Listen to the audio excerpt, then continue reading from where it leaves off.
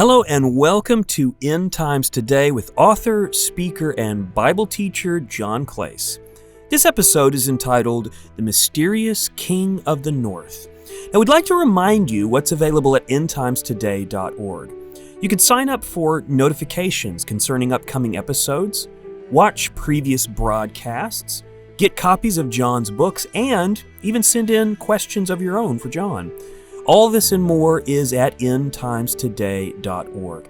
Now we'll take a look at the mysterious King of the North in just a moment. But first, let's find out what in the world God is doing today. Here's John. Welcome to our segment that we entitled, What in the World is God Doing? Based on an article entitled, Israel's Deal with the UAE Could Be a Turning Point for the Middle East, which comes from the Times UK. It's an editorial on the agreement recently struck between Israel and the United Arab Emirates to normalize their relations. The editorial calls this agreement historic, and indeed it is. As this article puts it, acceptance of the Jewish state by its Arab neighbors has been a cherished objective of Israel's leaders since its foundation. The editorial continues with these assessments. The new agreement reflects how Middle Eastern security concerns have shifted. It is Iran's own interference in Arab nations from Lebanon to Yemen that is the driving force behind the Middle East fracture into coalitions that stand against or for Iran. We could also say it this way: the fear of Iran's progress toward nuclear weapons is driving Middle East nations to align with Israel, and that indeed is historic. Another recent article published at Bloomberg by the former Supreme Allied Commander of NATO presents it this way. Given the lack of demonstrations by the Arab street following the Israel-UAE deal, other Israel recognition deals may soon follow, especially if the remaining Gulf Arab states join the UAE in recognizing Israel. The potential for anti-Iranian military and intelligence activity will grow significantly. According to this assessment, other Middle East nations will follow in step, making public agreements with Israel to unify against Iran. I don't doubt this at all. In fact, I've been saying for some time that as a part of the fulfillment of end times Bible prophecy, 5 Middle East leaders will be half of the 10-leader confederacy or coalition that will confirm the 7-year treaty with Israel that will kick off the 7-year tribulation period. In another recent article, Saudi journalist Mishari al-Dadi wrote in Asharak al-Wasat, easy for me to say, on August 14th, that Egyptian President Abd al-Fattah al-Sisi welcomed the agreement between the UAE and Israel. That is significant. And in another article, the author wrote, as a Muslim, I know there are no theological or historical reasons for Muslims and Jews to be enemies. I know that many Muslims feel the same way as I do about the need to make peace with our Jewish brothers and sisters, although many stay silent to avoid criticism and threats of violence from some fellow Muslims. The writer goes on to say, the UAE's decision to move forward to establish normal relations with Israel is a sure sign that leaders of other Arab nations will also come to the realization that it makes no sense to allow Palestinian opponents of peace with Israel to hold the future of the region hostage and require a perpetual state of hostilities with the Jewish state. Wow.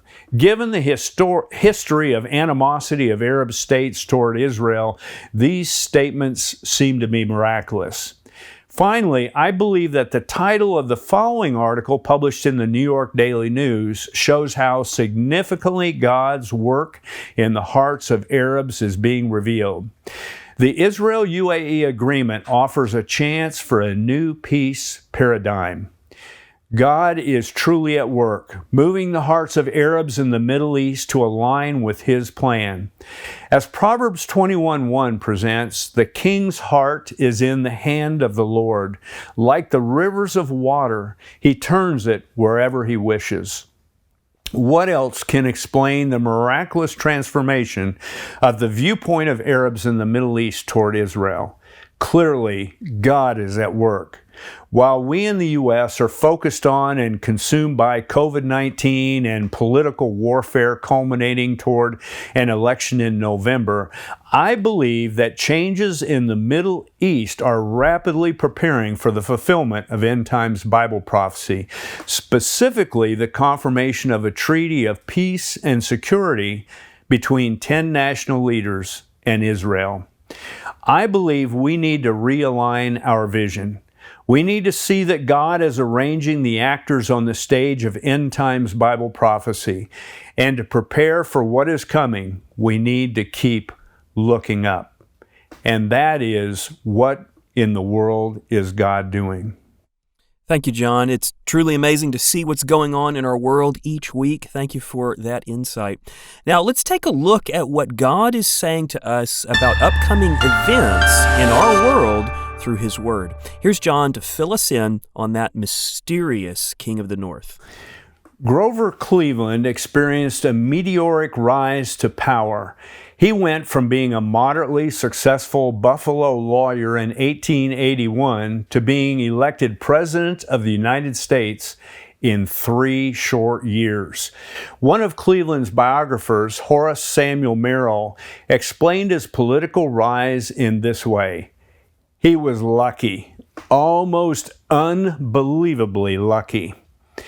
It may have seemed that he was unbelievably lucky, but the Bible declares that luck has nothing to do with anything, including a rise from seeming obscurity to great power.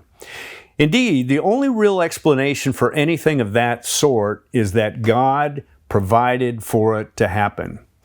But Grover Cleveland's amazing rise from obscurity to power will seem as nothing compared to the rise of a man from the seeming obscurity of a Middle Eastern country.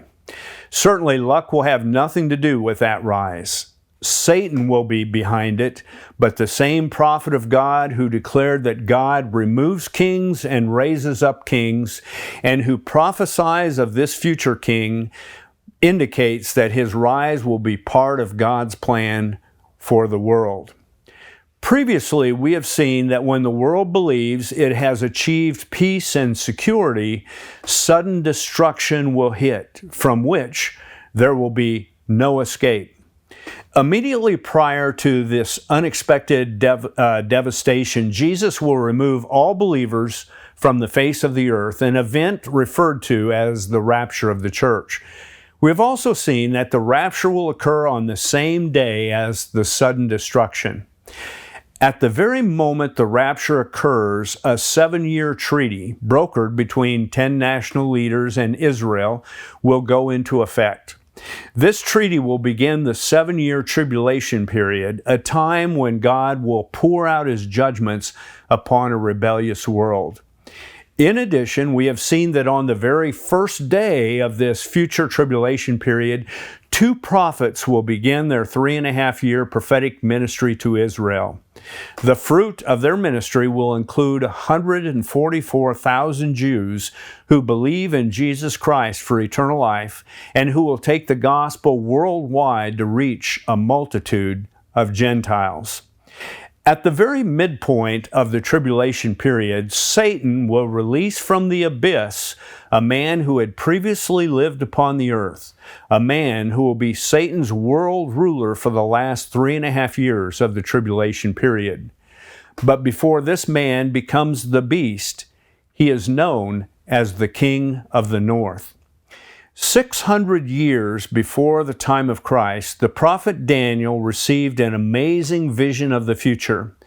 This vision included the revelation of the death of Alexander the Great and the breakup of his empire into 4 distinct kingdoms.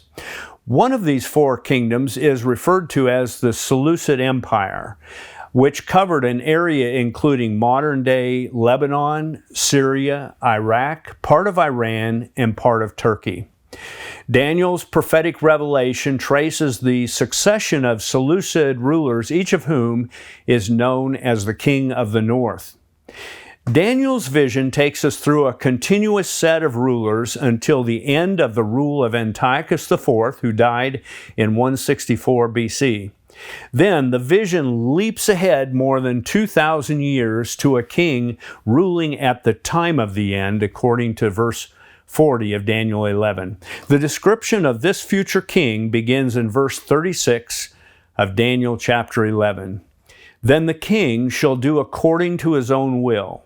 He shall exalt and magnify himself above every god, shall speak blasphemies against the God of gods, and shall prosper till the wrath has been accomplished.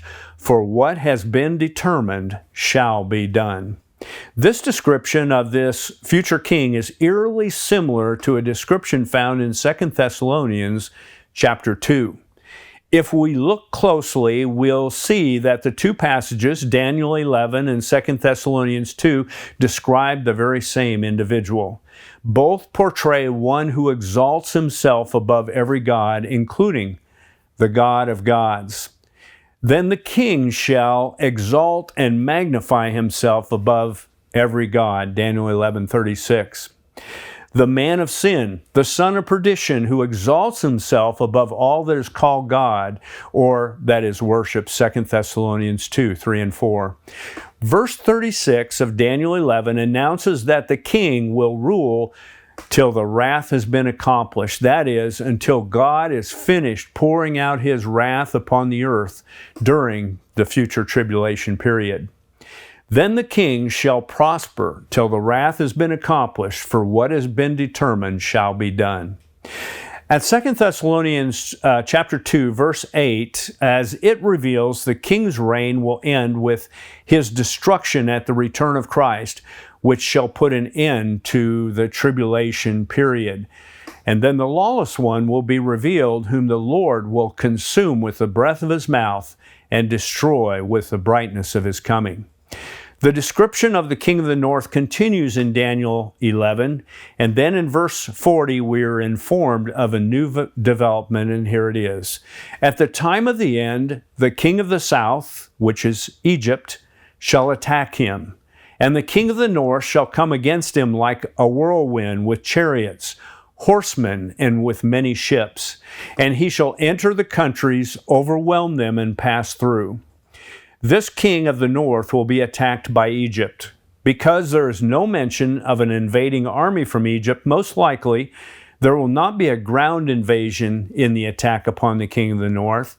The Egyptian attack will probably not include a bombing run, since the king's likely response would be to shoot down those planes, and there's no indication in the text of this occurring.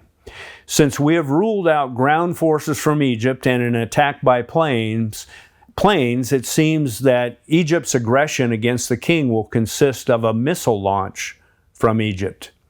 The leader of Egypt will attack the king of the north because he believes that the growing power of the king of the north looms as a threat to the Middle East. If so, Egypt may believe the king must be dealt with by an offensive strike against him. One thing we clearly see in the context of Daniel chapter 11 is that the king of the north will retaliate with a powerful military response. On his way toward Egypt, he will conquer other Middle Eastern countries. He shall also enter the glorious land, which is Israel, and many countries shall be overthrown. But these shall escape from his hand, Edom, Moab, and the prominent people of Ammon.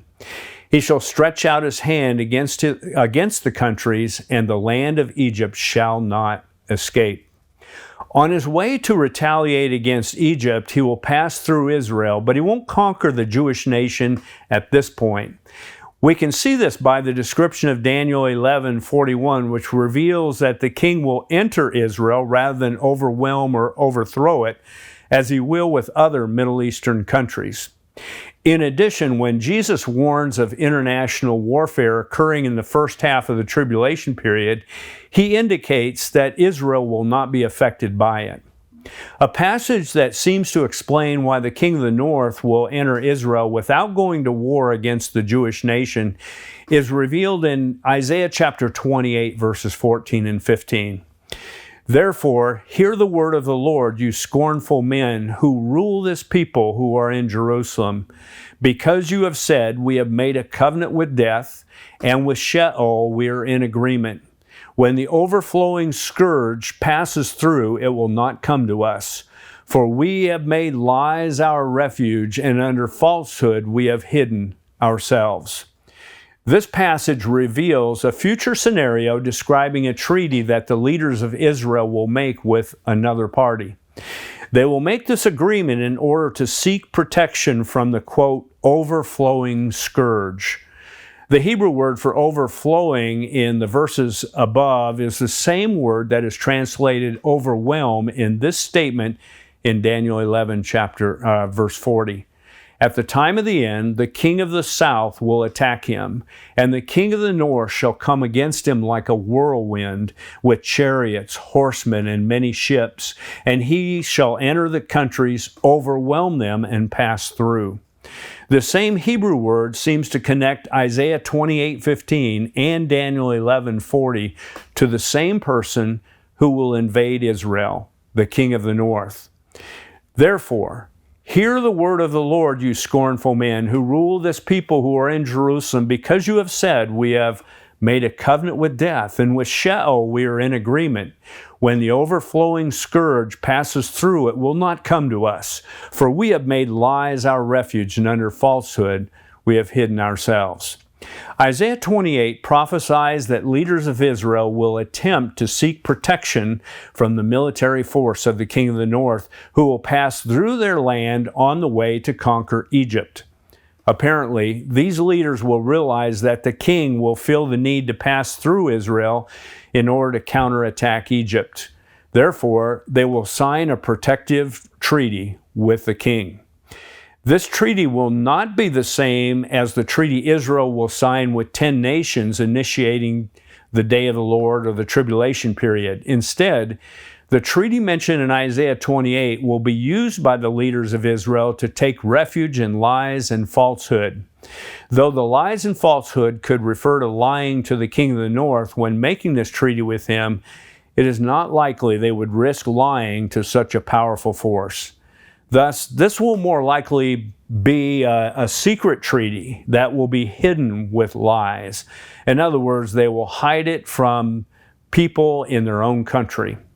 Due to the overwhelming power of the king of the north's military force, leaders of Israel will believe that there is no recourse for the nation.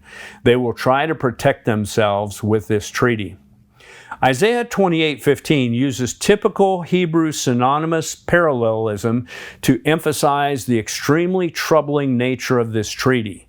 After the leaders of Israel have cut this covenant with the king of the north, they will soon realize their mistake.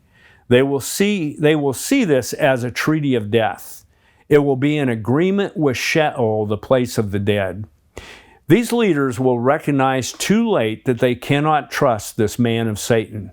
This treaty, which was meant to provide protection, will end up costing Jewish leaders their lives and the lives of many others in the land of Israel. Zechariah chapter 13, verse 8 reveals that 2/3 of all the Jews living in the land of Israel will lose their lives.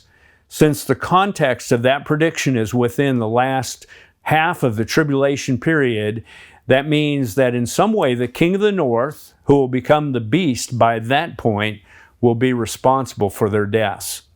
This means that the secret treaty of Isaiah 28 will become a treaty of death many times over. Based on the same Hebrew word that connects the secret treaty to the king's conquest of many countries on his way toward conquering Egypt, it seems that this treaty is the agreement that allows the king to move his military machine through Israel in order to invade Egypt by ground forces. Now, we have much more to cover regarding this mysterious king of the north. his origin, his Middle East conquest, his invasion of Israel, his surprising God, and his eerie pathway toward becoming the beast of Revelation, the ruler of the world. But that will all need to wait until next time. Please join us here next time at End Times Today as we learn about the King of the North, his eerie path toward becoming the beast. Well, thank you so much, John, for helping us understand this, as you said, eerie character of Bible prophecy. Now, before we go, let's take a look at some questions from viewers just like you. This question comes from Chris in Pennsylvania. He writes, "Are Psalms 83 and Isaiah 17 one and the same war? Thank you very much for your help." Psalm 83 and Isaiah 17, each of which depicts an invasion of Israel, do not refer to the same event. Psalm 83 refers to an invasion of Israel in the future, which is the same event described in Ezekiel chapter 38 and Revelation chapter 20, verses 7 to 10. Revelation 27 to 10 clearly shows that this invasion will occur at the end of the millennial kingdom, which is the 1,000-year rule of Christ on the earth following his return. The invasion of Israel, described in Ezekiel 38, will occur when Israel is experiencing great prosperity and such peace and security that Israel will need no protection, not even walls or gates. Psalm 83 occurs at the same time as the occurrence of Ezekiel 38, as indicated by the Hebrew word for sheltered in verse 3. The verse speaks of God's sheltered ones, using a word which also means hidden or treasured. Thus, at the time of this invasion, Israel is protected by God as his treasure. The only time Israel will be so protected is during the millennial kingdom. Treasured may be a wordplay indicating the wealth or treasure possessed by God's valued people as well. If so, it fits with Ezekiel 38, since the invasion of Ezekiel 38 is motivated by Israel's prosperity. Clearly, Israel is not now dwelling in the kind of security described in Ezekiel 38, where they have no walls or gates. Israel is certainly not dwelling with walls, for it has a 403-mile wall around it for protection against the threat of terrorists and suicide bombers. Israel certainly is not now dwelling without walls, without bars, without gates. And the nation will not exist in that type of peace and security until the arrival of the rule of Messiah during the millennial kingdom. Thus, Psalm 83, which is linked with Ezekiel 38 and Revelation 20, 7 to 10, refers to an invasion of Israel at the end of the millennial kingdom. Now let's go to Isaiah 17. That contains elements which clearly have not taken place either. Damascus has not ceased being a city, described in verse 1, and Israel has not turned back to the Lord, as indicated in verse 7. The predicted judgment on Syria, Damascus, in this passage, is shown to occur in the same period of time as God's discipline of Israel in this same context. A significant key to this time frame is found in verse 7, which announces that the people of Israel will turn back to God. Bible prophecy shows this will occur by the end of the future 7-year tribulation period, but not before it. It will be then that all Israel will be saved, according to Romans 11:26, as believing Jews prepare to move into the millennial kingdom. But before all surviving Jews of that horrific era, the tribulation period, turn to the Lord, there will be a desolation, according to verse 9 of Isaiah 17. The Hebrew word for desolation in this passage is the same one utilized in Daniel 11:31 and Daniel 12:11, which refer to the abomination of desolation cited by Jesus in Matthew 24:15. The abomination refers to the act of the man of sin, the beast of Revelation, who abominates the future Jewish temple at the very midpoint of the tribulation period.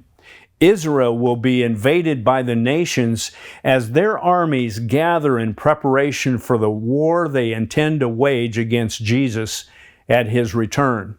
As Zechariah 14, 1-4 reveals, Jesus will return to deliver Israel, and when he does, he will fight against those nations, Zechariah 14:3, which will be gathered in and around Jerusalem, Zechariah 14:2.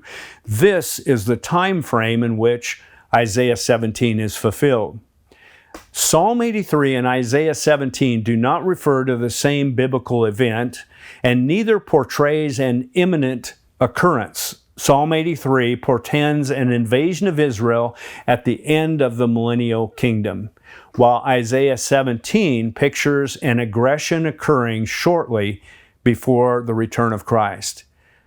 Chris, I hope this helps to clarify these prophesied events.